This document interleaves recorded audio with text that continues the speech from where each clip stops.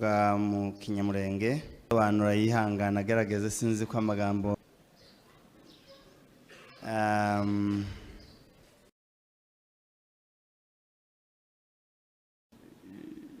uyu ni umunsi ugoye gufata ijambo. Today it's a difficult day to hold a word. Kuko ibyabaye biza byibukwa bikiburuka bikaba bibisi bikaba nkaho byaraye bibaye uyu munsi. Because what has happened, it renew itself day by day.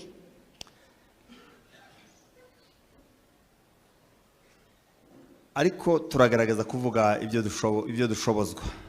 But we are going to try our best to say what we can. Ijambo rya mbere ni ukubabwira impamvu y'urugenzi cyatumye tuza hano.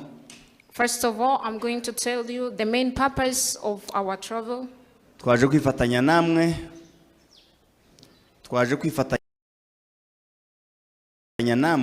We came to join you together. Abacitse ku icumu mu Gatumba.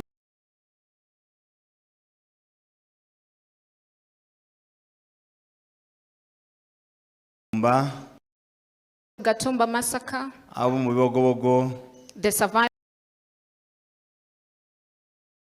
of the entire community as Banyamulenge. Ndetse n'inshuti n'abavandimwe. And all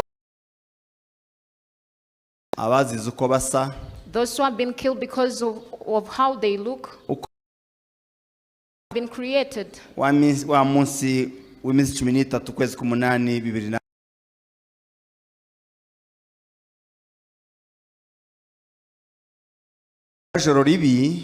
That horrible night. Impunzi zatewe mu nkambi. Where the refugees killing. Igihugu cyabo. Their own country.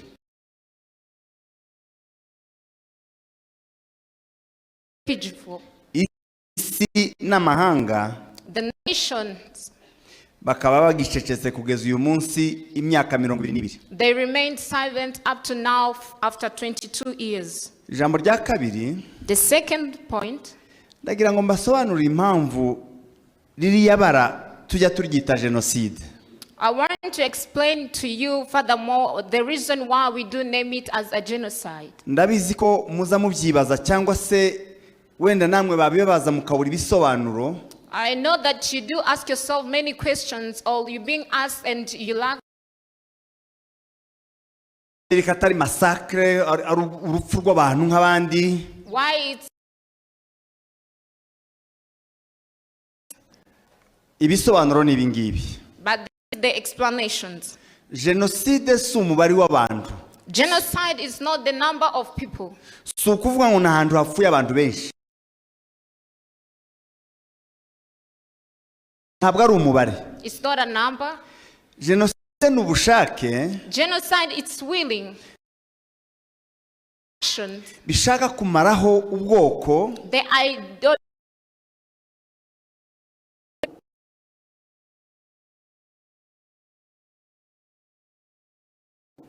to abolish abantu ubwoko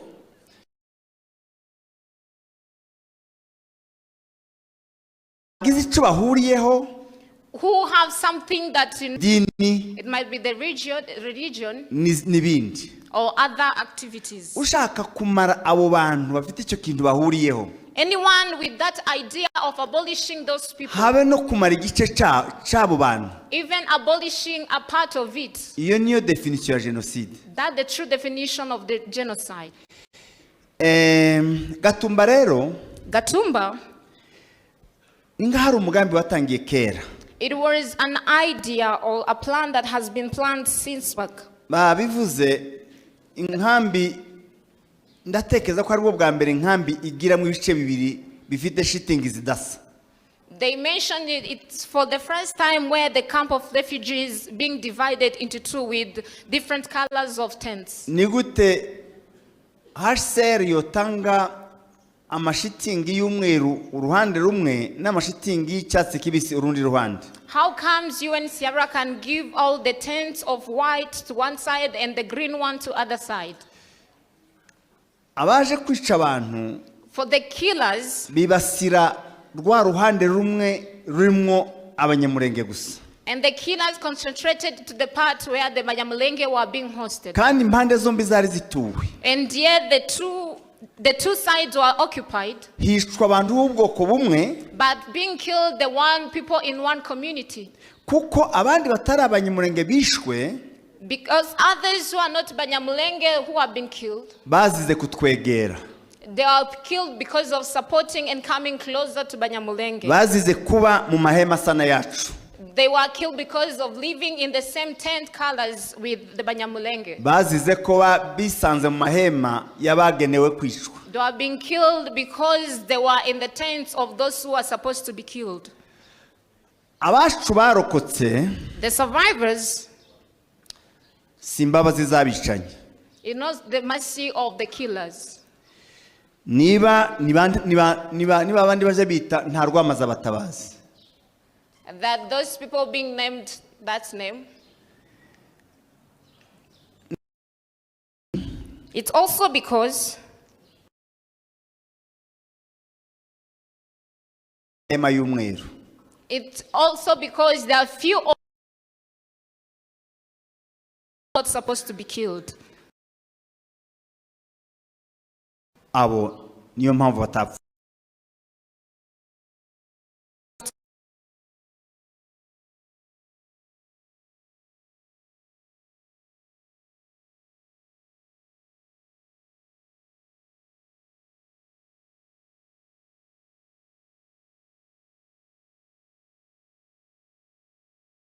Killed. Kuko bari mu mahema y'abatagombaga gupfa. Entire community. Niyo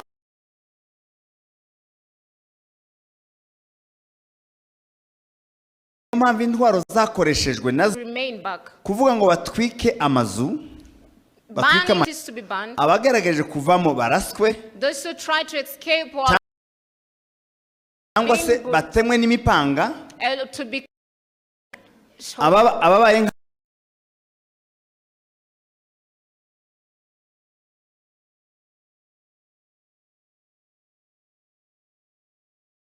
abiruka cyane baraswa. Umugambi wo kumaraho abantu. all those shows that the history of Bibogobogo, Kuvuga ngo bica basa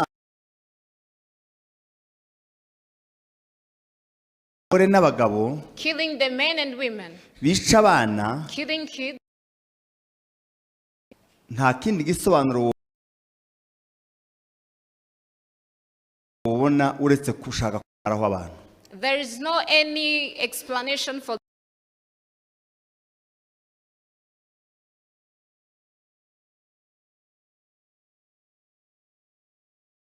that. They just Iraho that point I want to address you with genocide.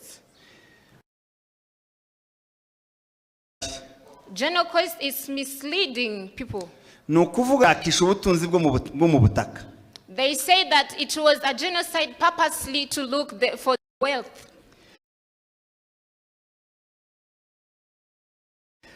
Ibi Kongo yabizanye Congo came with this kugira ngo bagarageze kuzimya kuko abanyekongo si ubwoko. because Congolese is not a community. Ikintu duhuriyeho ni nationality.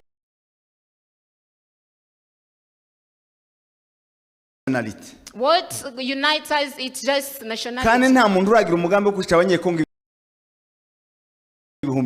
miliyoni 100. And there is not anyone with of trading.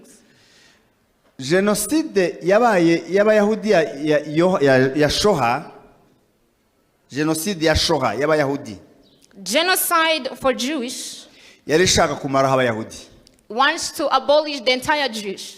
Iyo mu Rwanda yashaka kumara abatutsi bo mu Rwanda. Genocide in Rwanda wants to abolish the entire community of Tutsi. Umunsi inkambi y'imudende iterwa kwari ukwica abatutsi bo mu Nord Kivu. The time that the camp of refugees were being attacked, it was to kill the people in Kivu. Uwo munsi hapfuye abantu nabo barenga 336. At that time, the people who have been killed, there was around 300 and something. So Gatumba rero So in Gatumba, kwari kumaraho abanyamurenge. They want purposely to abolish the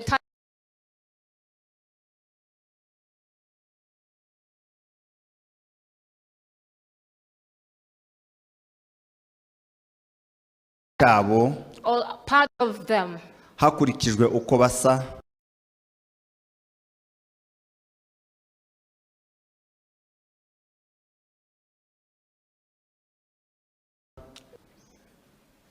kubera iki twibuka kuvuga buhoro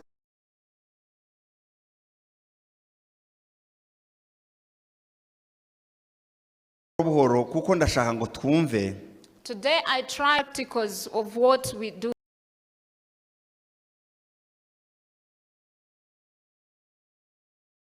Listen. Kubera iki twibuka? It's not denying forgiveness. Sucking hatred. Sugushaka kwihorera. It's not committing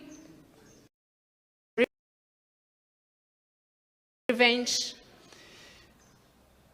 Nuguha agaciro amaraso and to value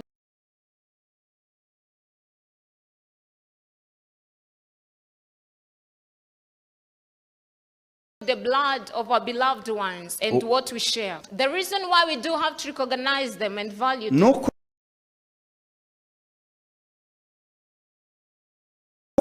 If we were there also, we have been killed. Umwe muri twe wese waho habaga uwo munsi they have been killed because of what we share. Bapfuye urupfu rwacu. And they have been killed on our behalf. Bapfuye urupfu.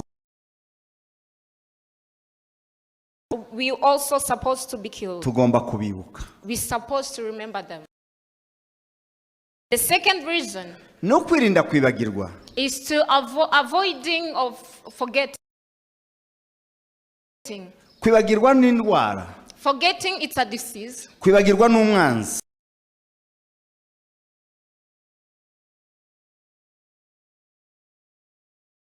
Forgetting. If we were there also, we have been killed. Umwe muri twe wese waho habaga uwo munsi. Anyone could be there at that time. Aba yarapfuye. Will be killed. Mvuze ko bazi icyo dusangiye. They have been killed because of what we share. Bapfuye urupfu rwacu. And they have been killed on our behalf. Bapfuye urupfu twari tugenewe. They have been killed, the killing that we also supposed to be killed. Tugomba kubibuka. We supposed to remember them. Impamvu yindi. The second reason. No kwirinda kwibagirwa. Is to avoiding of forgetting. Kwibagirwa ni indwara. Forgetting it's a disease. Kwibagirwa ni umwanzi. Forgetting it's an enemy. Kwibagirwa gutera gusamara. Forgetting do come with laziness and bituma wirara cyangwa se ukarangara. It makes you to hold me. Turibuka kugira ngo abakiriho baze bahora bari maso. We remember for those who are still alive to be watchful. Biteguye kugira ngo batazongera gutungurwa kandi basinziriye. Being ready so that they cannot be attacked unplanned. Abacu batewe saa 4 saa 5 y'ijoro. Our beloved one has been attacked at around 10 p.m. at night. Barishwa kugeza minuit hafi saa 7 z'ijoro. They have been killed up to midnight. Amasaha yo kuryama no kuruka no gusinzira. The time of resting and sleeping. No kwirekura. Biravuga ngo tugomba guhora twibuka ngo tube maso. It means that we have to remember it throughout first to be watching. Umugambi wo kuturimbura because the purpose of destroying ndiwahagaze urakomeje. The purpose and the idea of destroying us is still there. Impamvu yindi twibuka that reason we do remember nukugira ngo isi yadutengushye is for the world that have rejected us. Isi nikomeza kudutenguha ntiduha ubutabera. If the world will keep on denying us justice, itazitwaza ko itabwiwe. For not to have an excuse of not being aware of being. Kibakavuga ngo ntibabimenye. For them not to have an excuse of not being aware. Abatwimye ubutabera. Those who denied us justice. natwe tuzabima urwitwazo, We will deny them excuses also. tuzabima impamvu, We will deny them excuses. tuzahora tubibutsa We will keep on reminding them uko ibisebe byacu tubyomora tukababara, the way our wounds are. nabo conscience yabo izihora ibakoraho nimba hariyo bakigira. They also, they are conscious to touch them throughout if they have it. Kwibuka no gukomeza gusaba ubutabera nubwo babutwimye. Remembering, it's advocating for justice. No gusaba amahoro, It's advocating for peace, twinginga, pleading tu insiste dusaba amahoro, pleading for peace, dusaba kubana neza n'abandi, pleading to live in peace with others, yewe ndetse n'abatwiciye, even to the one who killed for kuko us. kubana ko tuzabana. Because living together, we will live together with them. Ikigenderewe ni uburyo ki tuzabana. But the main is, how are we going to live with them? Kwibuka ni ukwiyibutsa kwiyubaka, Remembering, it's reminding ourselves to building. kugira ngo uzaduha amahoro, For to get peace, natwe tuzamuha ndi. whoever will give us peace, for us to offer peace back. Uzayatwima tuzayamubuze, Whoever will deny us peace, we will deny them too, ntakayabone, for them not to get peace. kuko giraso yiturwa indi.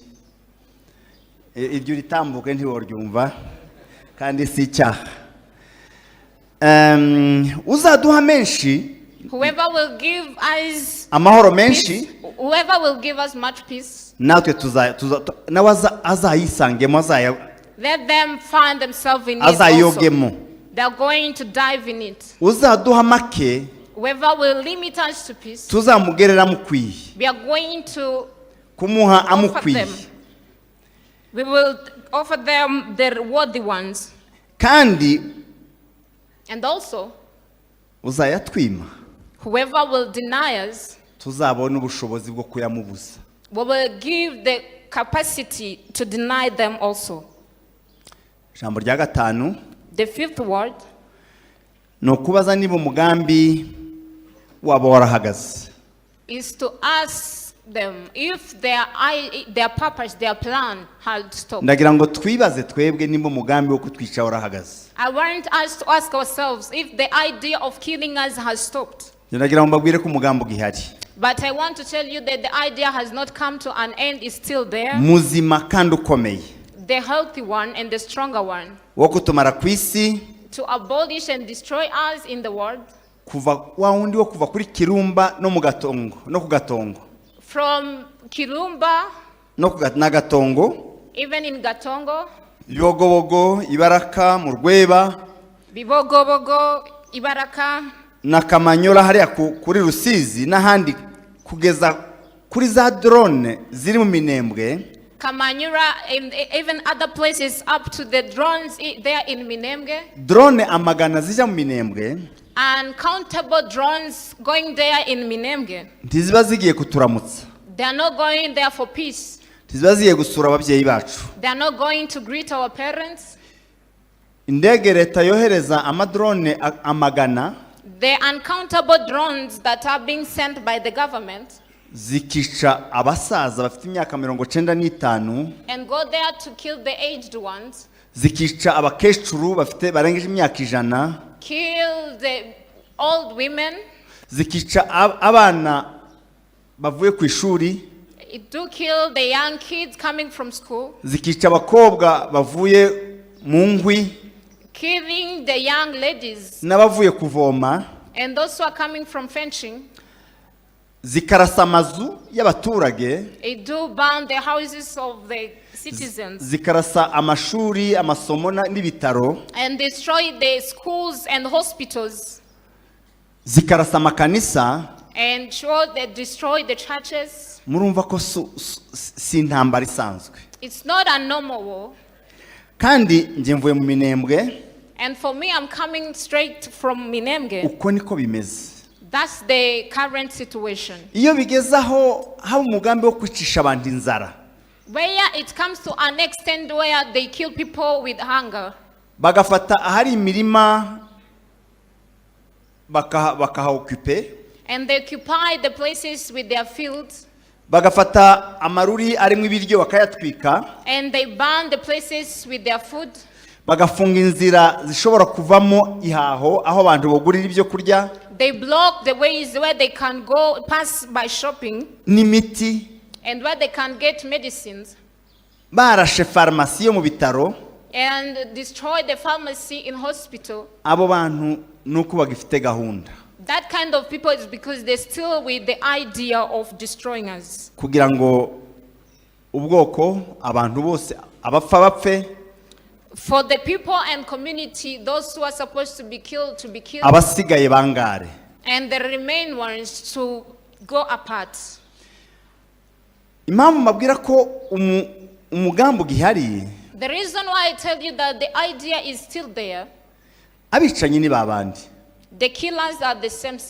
ntibahindutse. They have not changed. Abantu bishe abantu mu Gatumba, The people who killed our people in Gatumba, mwabyumvise, you have heard it. harimo abafurero Among them, the Bafurero community bavuye iwacu muri Kongo, coming from our harimo place. ababembe, The Babembe among us. harimo abarundi, Among them were Burundians. harimo interahamwe, Among them, the killers. harimo n'abasirikare ba Kongo. Niyo mpamvu hamwe bavugaga iringara cyangwa izindi mvugo zitari zo mu karere. Even among them, the DRC army. Abo rero bose baracyahari. All of them are still there. Ahari Marandura Nandolo na wa wundi yitwa gute hariya wa wundi Nandaro. Ahari Marandura Nandalo na Mushubazi, Where those people he mentioned, ubu nyine hari abazalendo. they are Bazarendo, they are occupied. Noneho baranororotse ni benshi kuruta babandi. And for now, they developed many more than the Abamayimayi muzamumva, sino bavuga mu mazina ariko muzamubumva, baruzuye biriya bibiri. There are many in those bushes, the huge number of them. Ahari hahagaze uwitwa Pasteur Habimana, The way was occupied by Pastor Habimana, izina ry'ikihimbo, the nickname, ariko witwa neza Matusela niko bamye, but named as Matusera. ayo niyo mazina ye. That was the real names. Ziriya rya Habimana Pasteur ni ry'ikihimbo, ni kuryo iwabo bavuga ngo batazira. But the Habimana pastor was a nickname being named. Uri Matusela niko bamye aho yari ahagaze cya gihe, Where he was at that time. ubu hari abandi bita abapasiteri ngo bambaye ahaga bakora kakazi bavuga bya bigambo, But they are still the same who call themselves servants. bavugira Imana nimba ari zikuzimu simbizi, ariko bakavuga amagambo y'ubwicanyi. They do say that they talk on behalf of God, but they do speak the killing words. Ahari hahagaze agatorwa sa cya gihe, The way Agatoga Gwasa was standing there, ubu hari Ndayishimiye n'ingabo z'igihugu cye na CNDD na FDD bahaye bakora buriya bwicanyi. is there the senior leader of Burundi and the other leadership. Bafite imbaraga n'ibikoresho biruta ibyo bariya bari bafite. They have strong weapons more than others had at that time. Abantu ba FARDC bari bahari cya gihe, The fathers who were there bari bake, were few. abari mu gikorwa cyo kwica abantu mu Gatumba. Who are there in the action of killing people in Gatumba. Ariko none ubu ngubu ubugome bwarazamutse buri hejuru neza ku ntebe ya mbere kwa Tshisekedi. But the hatred has developed up to the seat of the president. Nimba cyagiye hari abantu bo muri leta bafashije cya gikorwa, If at that time there was among some of the government ubu leaders, nyine ubugome bukaba buri ku isonga. and for now the hatred is on the top. Tshisekedi nabumva ibintu nkawe nibo bafite icumu n'umupanga, kandi bafite na leta, bafite n'imbaraga z'itegeko. Those leaders are the one holding weapons to kill our own people. Icyahindutse gusa ni kimwe. What have changed? It's only one thing. Genocide yakozwe mu Rwanda, yakozwe mu Gatumba, bakoreshaga essence n'ikibiriti gutwika abantu. The genocide in Rwanda and other places, they use matchboxes and oil to kill people. bagakoresha imipanga They use machetes n'imihini, and also the hoods. bagakoresha n'imbunda ntoya izi za Kalashnikov. And use the small guns. Ubu rero Up genocide kwirakoreshwa ikoranabuhanga. But today the genocide is being used in technology. Ubu genocide kwirakoreshwa drone. Today they are using drones to kill. Ni nkaka mubona. It's the same you are seeing here. Kabaye nk'akaniniho gato. A little bit bigger than this. Bagashiraho amabombe ya 60 na 82, izo ni imbunda zigira amabombe. Bakubakaho amabombe kakiruka kagenda gakurikira umuntu aho ngiye hose, habe niyo ugiye munsi y'igiti kakagusangayo kari hejuru yawe. They connect their bombs and follow people wherever you can run to. Wakohereje afite computer aha yakureba uko hayugenda akuzi yo kumenya. Who sent it with a computer sending it and tracking your location where you are? No bakohereza amagana. And they send uncountable drones there. Kandi ziri hejuru aho wenda wewe iyawe mbundu ufite itozirasa ngwizigereho. And upon them where the weapons they have, we can't shoot back to them. Ko barakoresha ikoranabuhanga bakifashisha n'abanyamahanga n'abazungu barimo ba Eric Prince. Today they are using technology to kill us and also as being assisted by nations' support. Icyo nicyo cyahindutse. That's the changes only are there. Ubu nyine harakoreshwa imbunda hafi za kirimbuzi, barashinga imbunda kubazi mu minembwe, bagashinga imbunda muri bicumbi cyangwa se imutunda zorasa minembwe hose. Today they have strong weapons which can destroy the entire area. Icyo nicyo cyahindutse. That's the only changes are there. Ariko umugambi urahari. But the plan, the idea is still there. N'abicanyi barahari. And also killers are still there. Nhanzwe mvuga ko icyo namaze kubona abagabo babiri bahuriyeho, abayoboye ibihugu bibiri bifite umugambi wo kutwica, nuwo mugambi niwo bahuriyeho, ibindi ni ubucuruzi. What connect these two nations to kill us? That's that technology. That's what connect them. Others is just trending. Ni umugambi wo kutwica. Ideology ya genocide niyo bahuriyeho. Is the ideology of killing us. Guceceka kw'amahanga, Silence of nations. ntigukabatangaze. Let it not amaze you. Abantu biciwe mu nkambi yabo, People are being killed in their own tents. aribo bashinzwe kubaha umutekano. People are being killed in their hands and yet they were in charge to protect them. Aribo bakabaye babarinze. They were in charge to protect them. Ariko ntacyo bavuze. But they kept silent. Kandi kwica impunzi, And killing refugees, nta nahamwe byemewe mu mategeko. there is no right allowed that Kuko impunzi ni umuntu bamanitse amaboko ko ari umunyantege nke. because a refugee is someone who surrendered that he's a weak person. Nta shema ryo kwica umuntu wamanitse amaboko. There is no any pride of killing someone who surrendered. Ariko UN ntacyo yigeze ikora.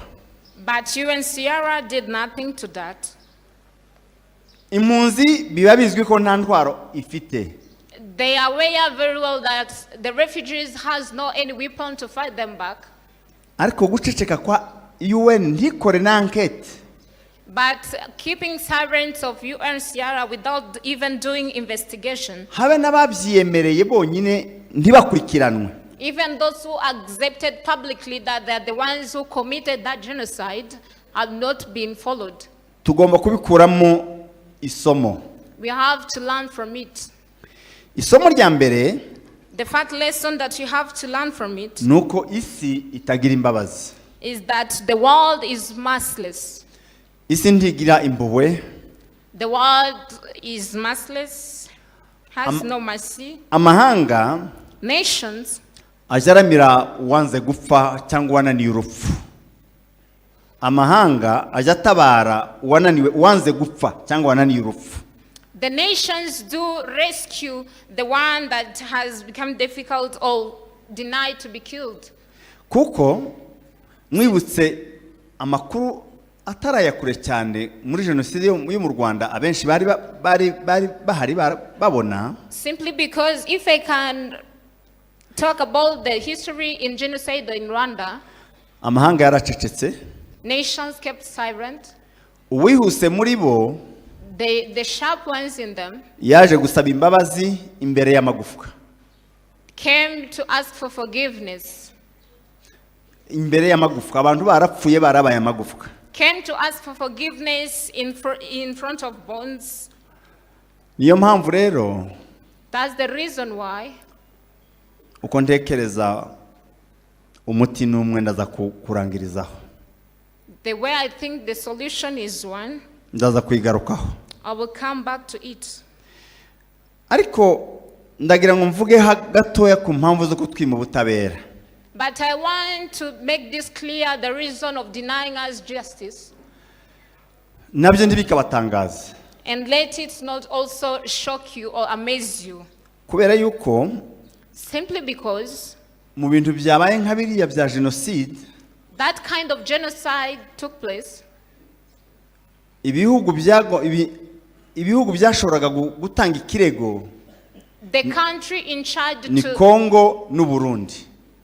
the country in charge to advocate for justice was Congo and Burundi, cyangwa Conseil de Sécurité ya UN. or the security of UNHCR.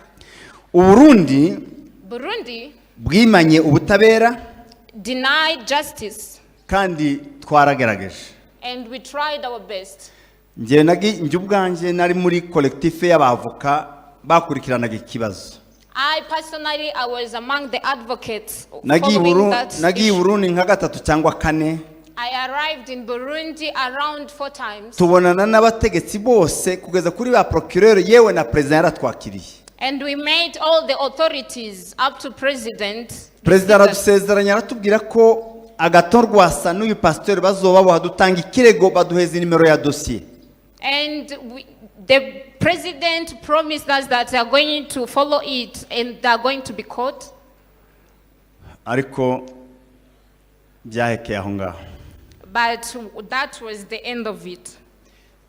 Procureur twarabonanye aduha nimero ya dossier atubwira ko bazotangira kubasambisha vuba cyane. Procureur, we met them and gave us the number of the case number.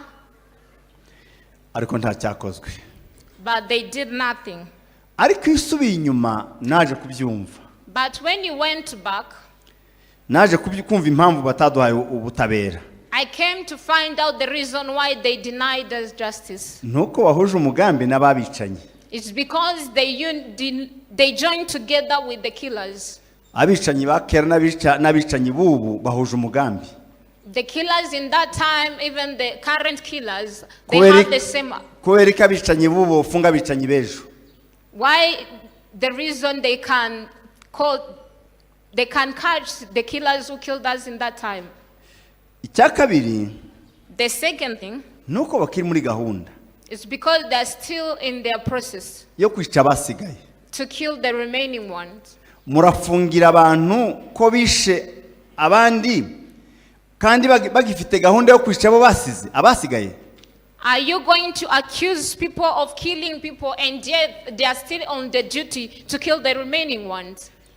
Urebye ibiri kubera muri kiriya gihugu, If you can watch carefully of what is happening in those countries, ni amarorerwa. it's something horrible. Abavandimwe bacu bari hariya bari Bujumbura ibo no kwibuka ntibibutse. Our brethren here, they are in Bujumbura, they didn't even remember. Ibo nta n'uburenganzira bafite bwo kwibuka nkuko twabikoze. Today they don't even have right to remember as we did today. Noneho ntibagiye no kwirima ngo baje kureba hariya twashinguye abacu. They have never even been allowed to go there to the graves. Ayo makuru muyabaza murasanga ari ukuri. If you ask that information, we'll find them through. None sabo ngabo twobasaba ubutabera gute? How can we advocate justice from them?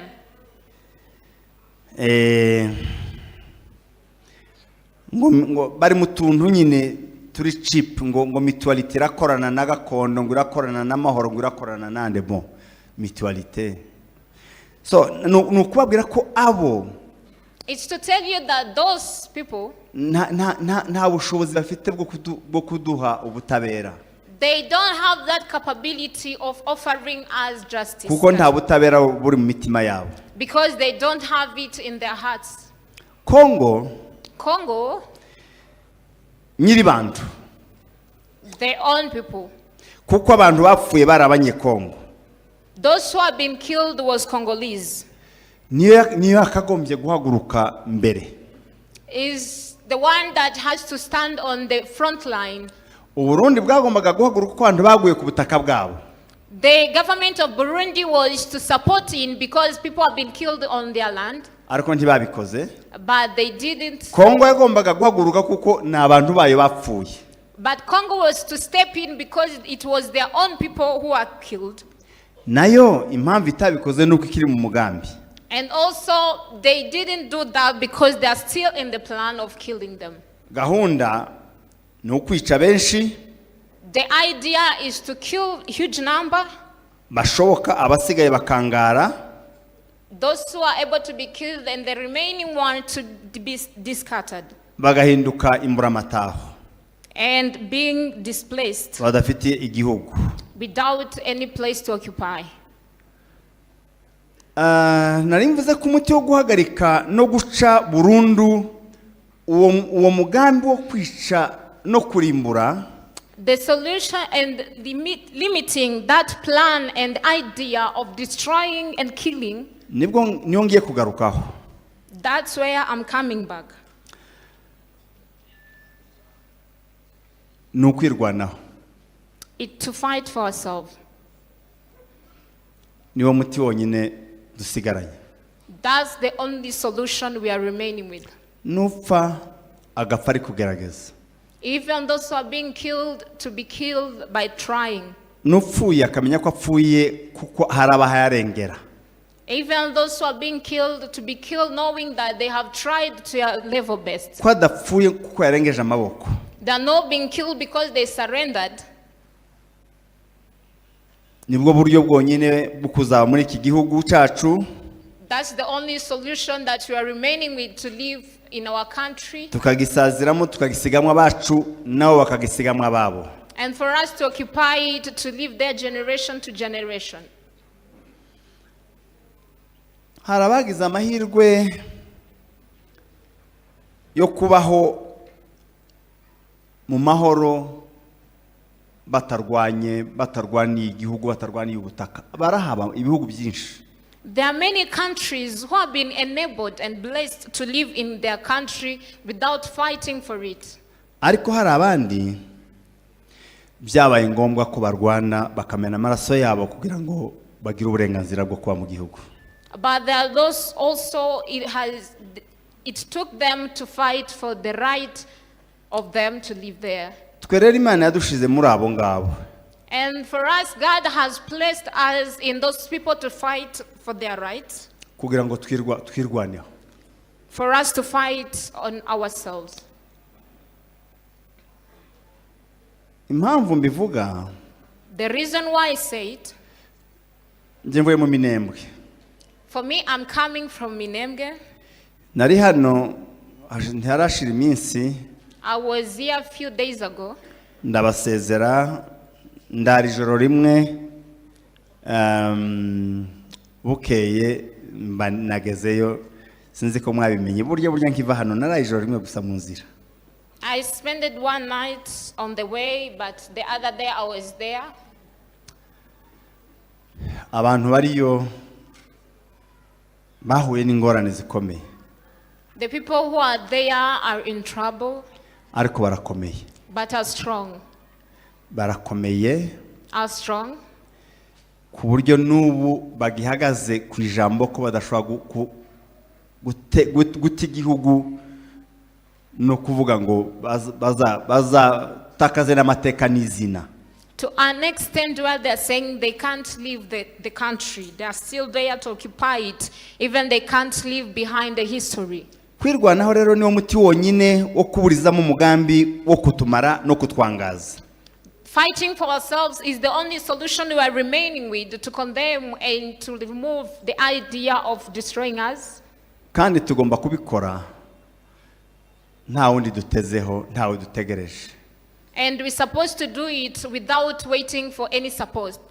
Akimuhana kaza imvura ihise, ubutabazi buva ahandi The support from other place bushika imvura yahise, comes after the rain. kandi nyiri mupfu ni uzufata hanuka. Kuri ubwo rero mwebwe babyumvise mwumve ko dufite inshingano. And for you in responsible, listen and hear it as you are the responsible to fight for your right and justice. Narangeza ku ijambo rimwe, amagambo ntazavugirwa gushira. I'm going to wind up with one word.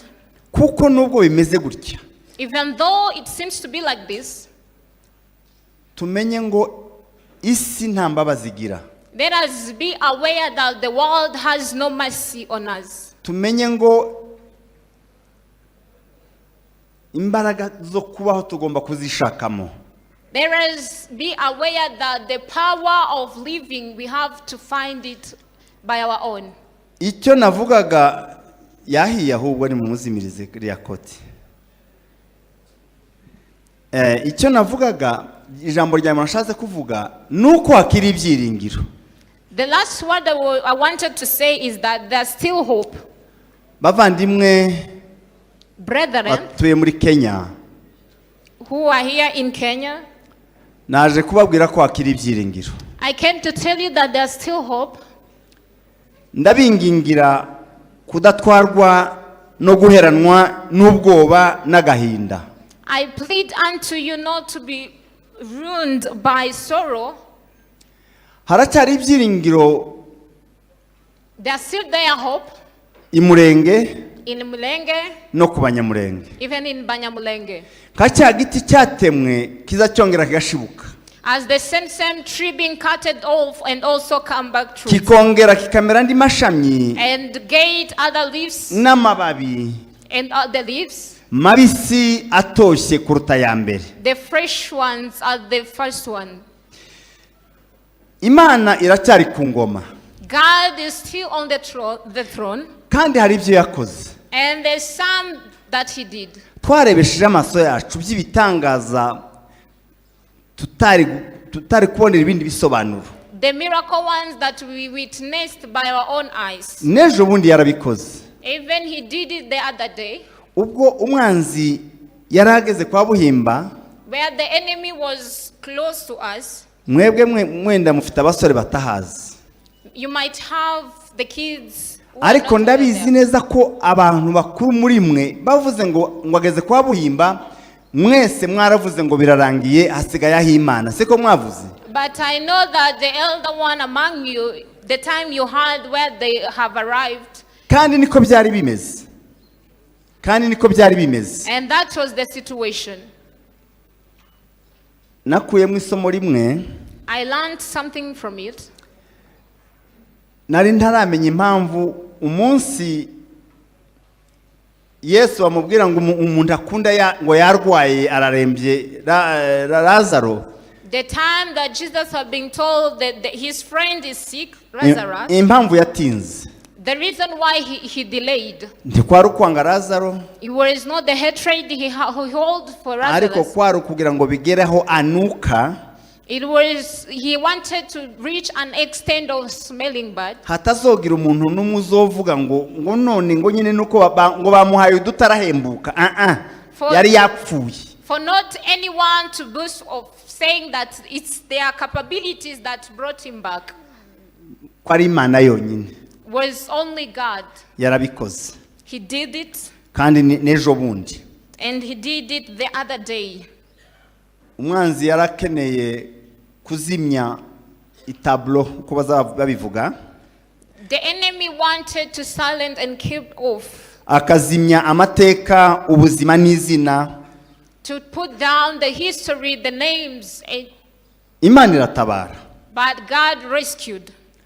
Ariko kandi But also yakoresheje amaboko yacu. used his used our own. Yakoresheje amaboko y'abantu.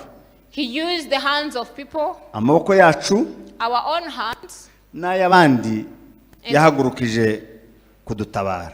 And also others that he forced them to rescue us. To Nubwo support us. hakiri ibyiringiro, Even though there's still hope, Imana hari ukundi ikunze kubaza ngo niki mufite, ikunze gukoresha ibyo dufite. God do ask or uses what we have. Mu Isezerano rya kera In Old Testament, yabajije Mose ngo ufite iki? asked Moses, what do you have? Ati inkoni gusa. I just have only the stick. Sinzamenya nimba rwara urugubyo nimba yarihe nimba ariko inkoni. I'm not aware of the type of stick he had, but he had a stick. Ariko iyo nkoni niyo yakoresheje But he used the same stick kugira ngo ibakure mu Giputa kugeza bambutse Kanani. Ari ya nkoni izicamo n'amazi. to take them from Egypt. Wa mugabo yari afite inkoni azinkoni inkoni gusinga iyo kuragira yo kuragira. Had a stick and thought it was a normal stick. Ariko Imana yarayikoresheje kugeza iciyemo n'amazi barambuka. But God rescued them through the stick he had. Ubundi munsi yabashije mu Isezerano rishya yaraje ngo mufite iki? In the New Testament, he asked, they say, what do you have? Cyari ikibazo cy'ubuzima n'imibereho. It was the problem of the daily life. Irabaza ngo mufite iki? Ask them, what do you have? Bati samaki zibiri gusa n'imigati 5. And they say that we just only have 5 breads and 2 fish. Ati nimuyizane. And told them to brought them. Ati muyizane bamuzanira bya bindi irabikoresha bararya barahaga. And asked them to bring them to him, and he multiplied them. Ni ukuvuga ngo Imana It means that God ikunze gukoresha ibyo dufite. uses what we have. Ndangije mbabwira ngo mukomere. I wind up by telling you to be strong. Iminsi mibi yaraje yaduciyeho. The bad day came and passed. Ariko nyuma yayo hari imyiza. But after and behind those bad days, there are good days. Ariko ico ikibazo gusa no kubaza ngo But the question is asking Abanyakenya, the Kenyans, abantu abanyamulenge batuye muri Kenya, the Banyamulenge in this country of Kenya, niki mufite? what do you have? Niki mufite mu ntoki? What do you have in your hands? Mufite iki? What do you have? Aricyo mutanga. Give that you have Imana igikoreshe for God to use it kugira ngo izadukureho uyu mwuka mubi n'ibi bihe bibi. so that He can take off this bad spirit and these difficult times Ituremera ibyiza. to create the good ones to us. Ibi tuze tubivuga nk'amateka. Let us talk this as history. Ariko n'aba bana babaye imfubyi bico ababyeyi babo. And the survivors N'abari abana bandi bakomeje kuba imfubyi ndetse n'abapfakazi kubera uyu mugambi. and the new orphans and the widows we are getting in the community. Tuzomakinge sure ko babayeho neza. Let us make sure that they are experiencing Natwe good life. twese tugataha mu gihugu tukagira ubwigenge. And for us to go back to our country and have justice. And Imana itegereje ico dufite. but God is waiting for what we have. Abatuye muri Kenya mufite iki? Those who are here in Kenya, what do you have? Imana ibakomeze kandi bahumugisha. May God bless you and He keep you strong.